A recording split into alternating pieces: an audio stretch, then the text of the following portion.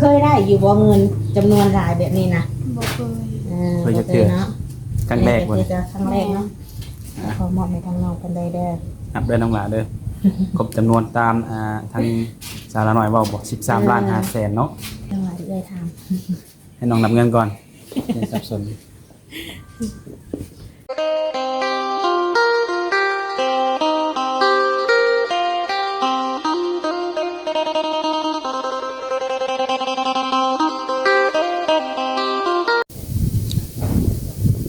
กับสบายดีและสวัสดีเด้อพ่อแม่พี่น้อง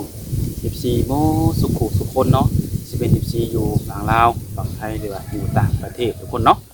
มื้อนี้ก็ยินดีต้อนรับเข้าสู่ช่อง YouTube ของบ่าวศิลัดคือเก่าทุกคนเนาะ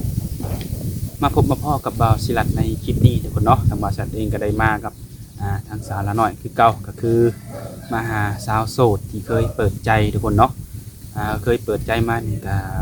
แต่ดนแล้วทุกคนเนาะหลายเดือนเติบเนาะก็คือทางน้องน้ำขิงนั่นเองทุกคนเนาะแต่ว่ามาในมื้อนี้ก็พิเศษแน่จักหน่อยทุกคนเนาะพิเศษกับน้องน้ำขิงเพิ่นทุกคนเนาะคือเพิ่นนี่สิมีรางวัลเนาะได้รับรางวัลก้อนใหญ่ทุกคนเนาะจากหนุ่มฝั่งไทยทุกคนเนาะสิเป็นใดทุกคนสิเป็นรางวัลหยังหรือว่าได้ยอดมานี่เพราะหยังเพราะความฮักบ่หรือว่าเพราะความเอ็นดูสงสารอิหยังก็ที่เฮาเข้าไปโอ้ไปล้มไปถามน้องน้ำขิงทุกคนเนาะและถามความรู้สึกเพิ่นกับผู้ที่ฝากของขวัญมาให้นี่เนาะว่าเพิ่นสองคนนั้นเป็นหยังกันทุกคนเนาะโอเคทุกคนเนาะก็สิบ่ระยะห่างทุกคนมีแต่ว่าเข้าไปอบรมแล้วก็ติดตามไปพร้อมๆกันเลยเนาะ โอเคนะทุกคนเนาะเปิดภาพมาในมื้อนี้ก็มาพบมาพอกับน้องน้ำขิงเนาะน้องล่ะโดย สบายดี โดยสบายดี สบายดีเนาะทุกคนเนาะ สบายดีทางน้องน้ำขิงมื้อนี้ก็ถือว่าทางเอื้อยก็มีโอกาสได้มาฮอดเฮือนฮอดซานเนาะ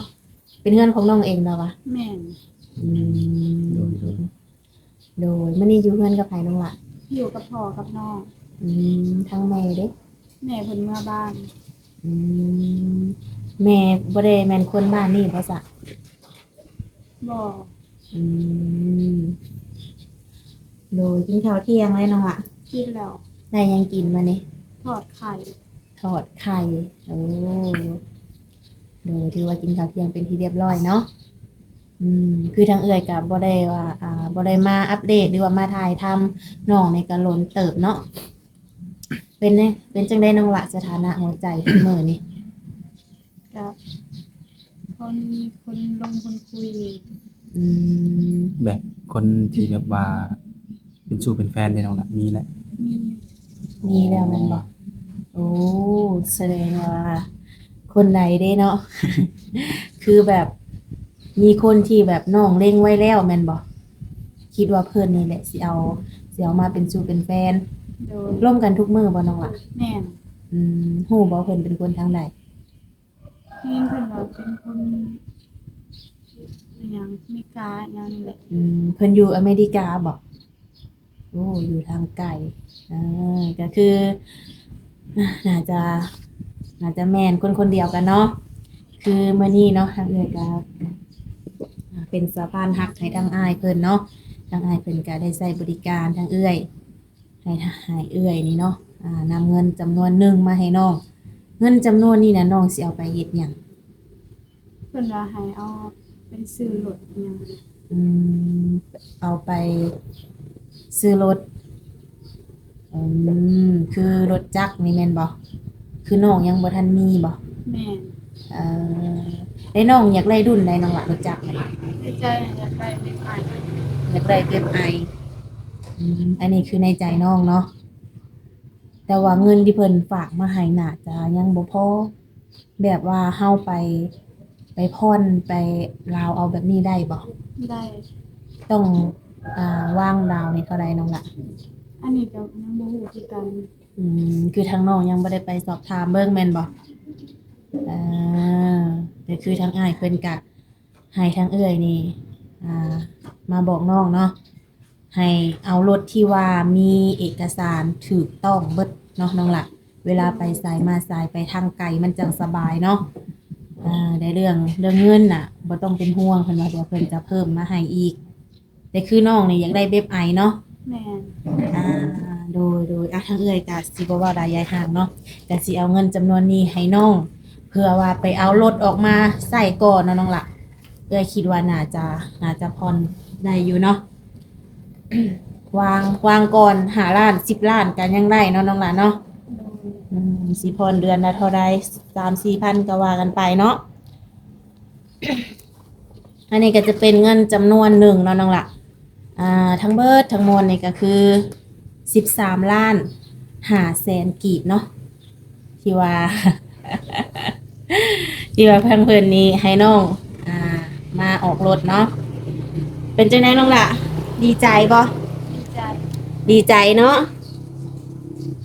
เคยได้อยู่บ่เงินจำนวนหลายแบบนี้นะ บ่เคย เคยจะ บ่ เจอ เนาะ ครั้งแรก บ่ บ่ เคยจะครั้งแรกเนาะขอมอบให้ทางน้องเพิ่นได้เด้อ นับเด้อน้องหลาเด้อ ครบจำนวนตามทางสาระน้อยเว้าบ่13ล้าน5แสนเนาะ ลองนับเบิ่งดูน้องล่ะอันนั้นจะเป็นแหนบละล้าน ตื่นเต้นแล้วทั้งหลายจังได๋ สั่นบ่รอนได้เลยเนี่ย นะทุกคน คือว่าดีอกดีใจน้ำน้องเพิ่นเนาะ อืม ที่มีคนหักและเอ็นดูแพงแบบนี้ส่งเสริมเนาะ โดยนับเบิ่งน้องล่ะยังว่ามันหล่นหายปิวไปทางใด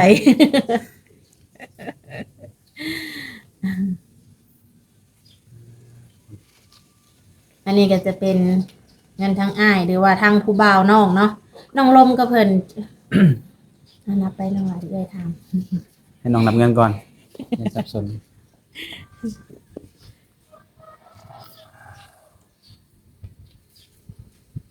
เบิ่งจากการน้องนับเงินนี่คือสิสั่นอยู่นี่ทุกคนเนาะ อาการสั่นเริ่มมาแล้ว แต่ผู้เอามาใหายยังสั่นเด้ คือแบบว่าเฮาก็จะน้อยจนใหญ่เนาะบ่เคยแบบว่าจับสบายเงินหลายขนาดนี้ น้องนับอยู่ทุกคน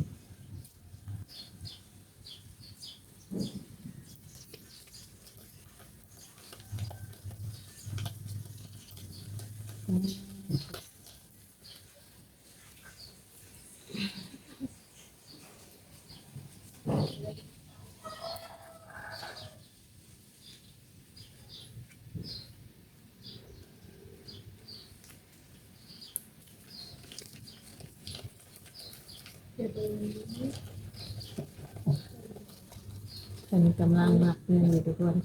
เพราะว่าเฮาให้ทางน้องเพิ่นนับเนาะเพื่อความสบายใจทั้งสองฝั่งสองฝ่ายนะทุกคนจะเป็นทางผู้บ่าวหรือทางไกลทุกคนเลยเป็นชื่อเป็นแฟนน้องเดี๋ยวทางสารน้อยจะมาถามว่าเพิ่นรู้จักกันมาจากเดือนแล้วเนาะลงมาแห้งๆมานี่ระวังปิวเลยน้องหลาย ปึ๊บ มีแนวเต็งไว้บ่โทรศัพท์น้องมีแนวเต็งไว้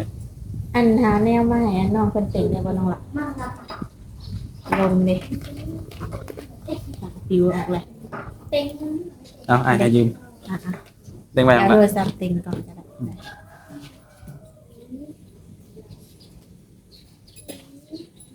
มันปิวได้สิไล่ ปิ คว รบ ออกเลยน้องหลังใบหนึงในแหนบหนึงค่ะโอเคแหนบนั่นแหละต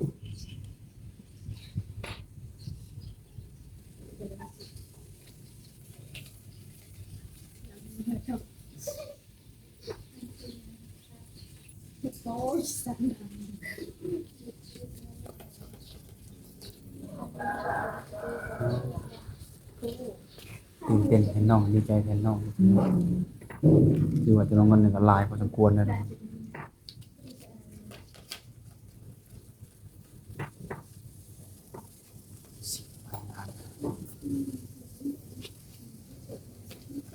ที่ว่าโทรศัพท์บ่แซกก็มีบุญหลายเติบได้ไปทับเงินอัน13ล้านไปทับเงิน13ล้าน5แสนก็บ่น้องล่ะ โคก 13ล้าน5 โอเค แสนเนาะ เนาะถือว่าครบเนาะ โอเคนะครับ เงินก็คือ สบายใจ ฮอดน้องน้ำคิงเป็นที่เรียบร้อยเนาะ คือน้องน้ำคิงกับอ้ายเพื่อนนี่ฮู้จักกันมาจากเดือนแล้วน้องละ ประมาณ3 เดือนปลายนี่แหละ 3 เดือนปลายแสดงว่าตั้งแต่เปิดใจแม่นบ่ โดย ก็คุยน้ำอ้ายเพิ่นจนมาถึงปัจจุบันนี้ แม่น อืมได้เห็นหน้าเห็นตากันได้บ่ เห็น เป็นอะไรรูปร่างหน้าตาเพิ่น ก็หับได้ รับได้อยู่แม่นบ่ในอนาคตให้เอาเฮ็ดสามีได้บ่ ได้ ได้เนาะใน ทั้งอ้ายแบบอยากฮู้ก่อนทั้งอ้ายเพิ่นนั้นมีอายุหลายปานใดน้องล่ะ 40ปลายนี่ เอ้ายังหนุ่ม เป็น อ ยังห ยู่ นุ่มอยู่เนาะโอ้ก็แสดงว่าหน้าตาเพิ่นก็คือสิบ่แบบว่าจังได๋เฒ่าปานใดว่าง่ายกันเนาะอายุเพิ่นยังหนุ่มอยู่ แม่น อืม อายุ40ปลายปี โอเคเลยเนาะน้องหลานเนาะสำเร็จเนาะกำลังพาหาพาสร้างคือคุยกับอ้ายเพิ่นใน3 เดือนปลาย มีการแบบผิดเถียงกันอยู่บ่น้องหลาน บ่มี บ่มีแม่นบ่ถือว่าเพิ่นก็เป็นผู้ใหญ่พอเนาะ แม่น อืมมีอยู่บ่ซะแบบว่า งอนกันน้อยอกน้อยใจกันแบบนี้อะนะ บ่เคย โอ้หายากเด้นี่ตั้งแต่รู้จักกันมาเนาะก็ยังบ่เคยมีแบบนี้เนาะ แม่น ก็คือทางน้องนี่อยากได้รถเพิ่นก็เลยว่าซอยซัพพอร์ตในเรื่องนี้แม่นบ่ โดย ทั้งอ้ายเพิ่นดูแลดีบ่น้องล่ะ ดูแลดี ก็ถือว่าโอเคอยู่เนาะคือนอกจากอ้ายเพิ่นนี่น้องยังมีคนลมอีกอยู่บ่ บ่ อืมแสดงว่าลงกับอ้ายเป็นคนเดียว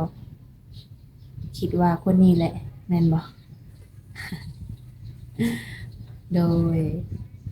คือน้องก็ได้เงินมาเป็นที่เรียบร้อยแล้วเนาะคิดว่าสิไปออกรถมื้อใดนี่ อันนี้ยังบ่ฮู้ถามแม่มาแม่ว่าสิมามื้ออื่นนี่แหละสิให้เพิ่นพาไป โอ้ให้แม่พาไป โดยแม่นการที่ว่าเฮาออกรถเนี่ยต้องมีคนรับประกันเนาะต้องมีคนเซ็นให้เฮาเนาะคือแม่นี่เพิ่นสิเดินทางมาฮอดบ้านนี่บังเอิญแล้วก็ให้ทั้งแม่ทั้งพ่อพาไป แม่น อื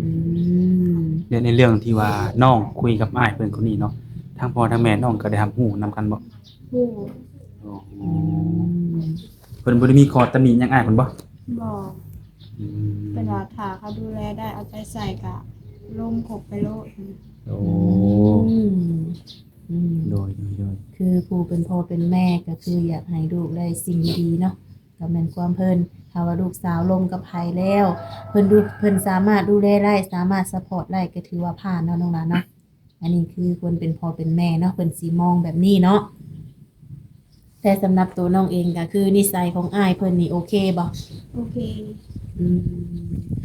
มีอยู่ว่าน้องหลานแบบจุกจิกจุกจิกไปใส่มาใส่ต้องบอกแบบนี้หั้นนะ บ่ อืมมื้อหนึงคุยกันจักเทื่อ ตอนเช้ากับตอนแรง2เทื่อเรื่องอะไรบ่อยากกวนเพิ่นนะเพิ่นเวียกงาน เออเพิ่นว่าแบบ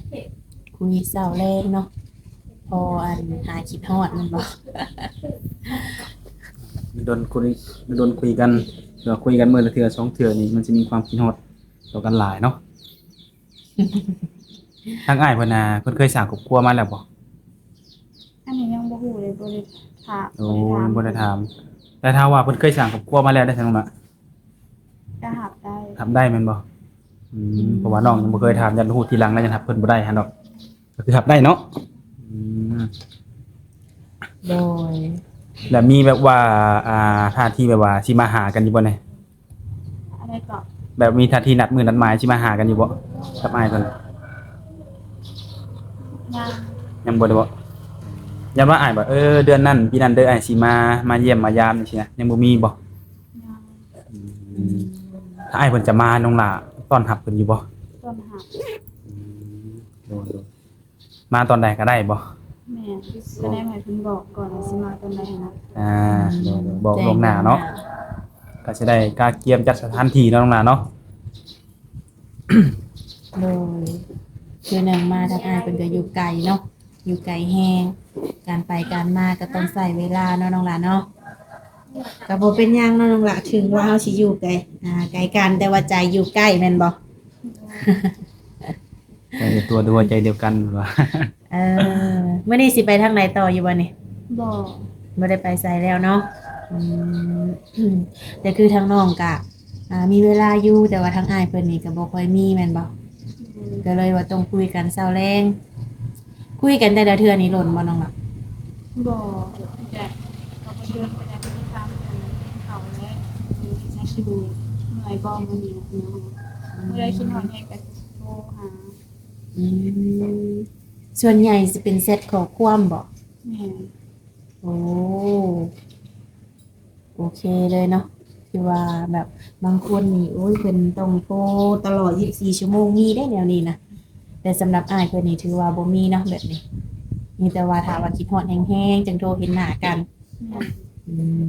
มโดย มื้อนี้ได้ร่วมกันแล้วมื้อนี้ ล่มแล้ว ร่วมแรงมันบ่อ้ายเพิ่นก็ได้บอกล่วงหน้าอยู่บ่ว่าสิมีทีมงานเอาเงินมาให้ในมื้อนี้ บอก คือว่าเพิ่นก็บอกอยู่เนาะโดย มีแต่ว่าอะไรทุกคนเนาะ เมื่อฮู้แบบว่าเพิ่นสิฝากเงินมาให้เฮานี่ดีใจบ่ ดีใจ อืม คิดว่ามันสิเป็นจริงได้ ฮะน้องคิดไว้บ่หรือว่าใด ในใจก็คิดแบบยันบ่ได้ ๆอย่านายเพิ่นเดาลิ้นซื่อๆแน่นอนเนาะมันเป็นเงินจำนวนหลายน้องหลานเนาะอีกอย่างเฮาก็หากันฮู้จักกันก็ยังบ่เคยตัวจริงกันเนาะเฮาก็ต้องคิดว่าอ้ายเพิ่นคือสิว่าลิ้นบ่หยอกบ่หัวเนาะในความคิดเฮาเนาะ แต่ก็สร้างก็คืออ้ายเพิ่นก็เฮ็ดตามที่อ้ายเพิ่นได้เว้าอะเนาะไปหาปากกับน้องไปเรียบร้อยคือเงินก็มาฮอดไปที่เรียบร้อยเนาะ โดยก็ถือว่าทางภารกิจเอื้อยกับทีมงานก็ถือว่าสำเร็จเนาะน้องหลานเนาะเงินก็มาฮอดจอดถึงแล้วเนาะปิดท้ายนี้ก็มีแต่ว่าให้ทางน้องกับอ้ายเพิ่นสมหักสมหวังเนาะให้ได้เป็นสู่เป็นแฟนหรือว่าเป็นสามีภรรยากันเนาะน้องหล่ะจังไดก็ถ้าว่ามีอีหยังเพิ่มเติมทางเอื้อยก็ชี้แจงให้ฮู้หรือว่ามาหาใหม่เนาะน้องหล่ะเนาะโอ้ยไว้พบกันในคลิปหน้าเด้อ โดยโอเคสบายดี สบายดี